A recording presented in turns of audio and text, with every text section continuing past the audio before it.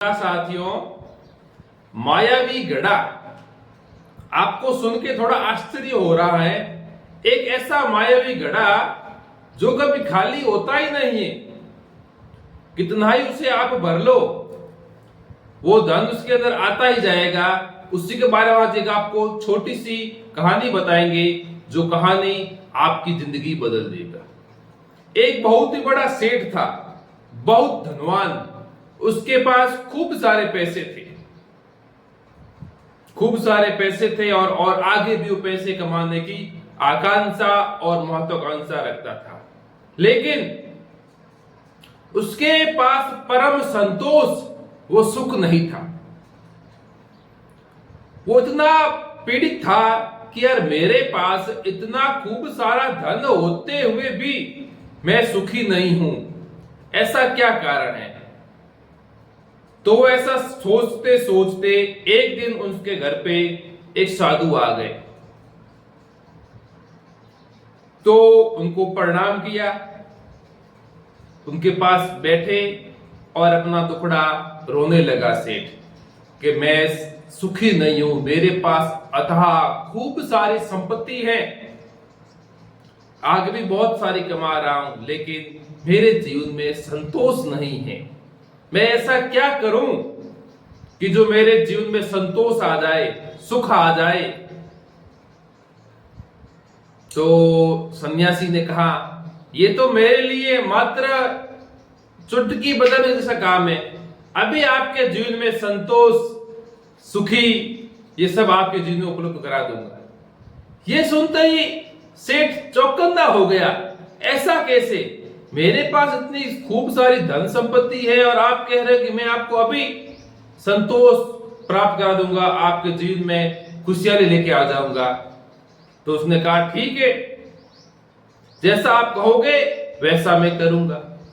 तो सन्यासी ने कहा, एक शर्त रखनी है, उस शर्त को आपको पूरा करना पड़ेगा, उस शर्त को आप बीच में नहीं छोड़ोगे, ऐसा आप मेरे से वादा करो। तो साहूकार ने कहा, ठीक है यार, अपने पास तो खूब सारी संपत्ति है, कितना ऐसा क्या करेगा। ठीक है, जैसा आप कहोगे वैसा मैं करने को तैयार हूं, ये मेरा आपसे वादा है। तो सन्यासी ने अपने झोली में से एक छोटा सा घड़ा निकाला और सेठ से कहा, जाओ इस घड़े को आप सोना चांदी जेवरात से भर के मुझे दे दो। सेठ ने कहा, ये तो नॉर्मल बात है, मैं अभी कर दूंगा, ये तो खूब सारी अथाह संपत्ति पड़ी, इसमें कितनी आएगी। चलो ठीक है। तो सेठ अंदर गया, खजाने में से खजाना मिल डाला। जो एक खजाना हीरा जेवरात डाले, वो गायब। और लेने गया, और भी गायब हो गया। सेठ के पास अहंकार, धन खूब सारा था, तो काफी बार हो गया, वो धन गायब होता गया। जब सेठ का 17% धन गायब हो गया, तब उसे चिंता खाने लगी, यार मेरा तो सब धन जा रहा है, ये घड़ा तो भर नहीं रहा है। मन में संकोच आ गया और फिर वादा भी याद आ गया कि यार, वादा किया है, वादा तो पूरा करना पड़ेगा, मैं एक बड़ा साहूकार हूं। तो ऐसे करते करते लास्ट टाइम ऐसा आ गया कि उसका सारा खजाना खाली हो गया। वो घड़ा तो भरा ही नहीं। तो साहूकार सन्यासी के पैरों में पड़ के गिड़गिड़ाने लगा, गुरुजी, ये घड़ा कब भरेगा, क्यों नहीं ये घड़ा भर रहा है। तो सन्यासी ने कहा, ये जो आपका घड़ा है ना, जो ये मिट्टी का घड़ा, ये आकांक्षा और महत्वाकांक्षा का घड़ा है, जो कभी भरता नहीं है। जब आपकी आकांक्षा और महत्वाकांक्षा नहीं होगी, तब ये घड़ा भर जाएगा। तो उसकी बात तो समझ आ गई। सही बात है आपकी कि मेरी ये जिंदगी में जो आकांक्षा के कारण सब कुछ हो रहा है।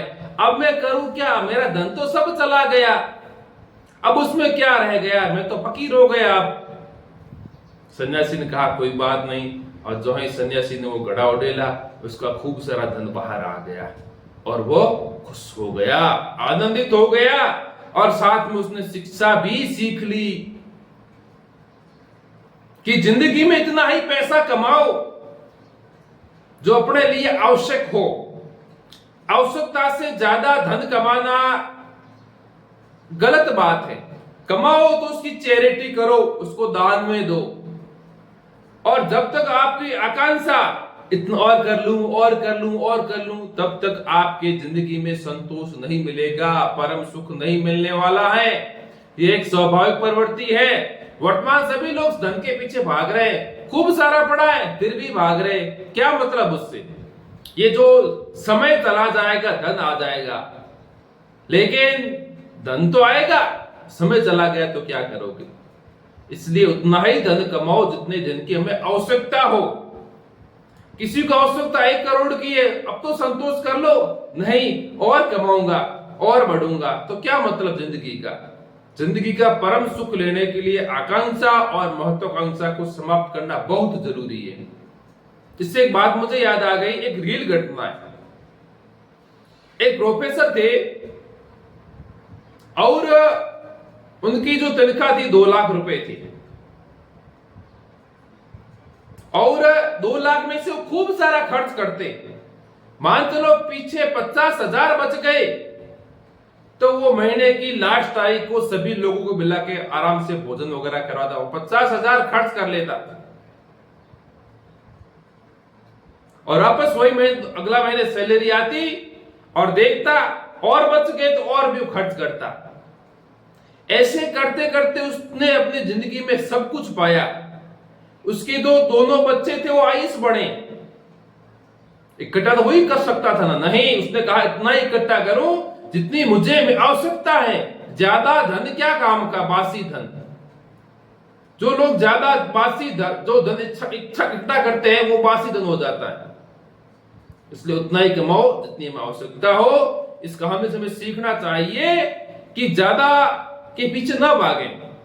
हाँ, आवश्यकता उतना आप कमाओगे तो आप अपने जीवन में संतोष पाओगे। उसी प्रकार उस सेठ ने फिर अपनी जिंदगी से सबक लिया और उसकी जिंदगी में परम सुख और संतोष प्राप्त हुआ। साथ में उसने चैरिटी भी करनी शुरू कर दी और परिवार के लोगों को धन भी बांटना भी शुरू कर लिया। क्यों? कि उसकी आकांक्षा और महत्वाकांक्षा समाप्त हो चुकी थी। इसलिए आप इस कहानी से सीखें और आकांक्षा और महत्वाकांक्षा के पीछे ज्यादा न भागे। प्लीज चैनल को लाइक, शेयर, कमेंट जरूर करें।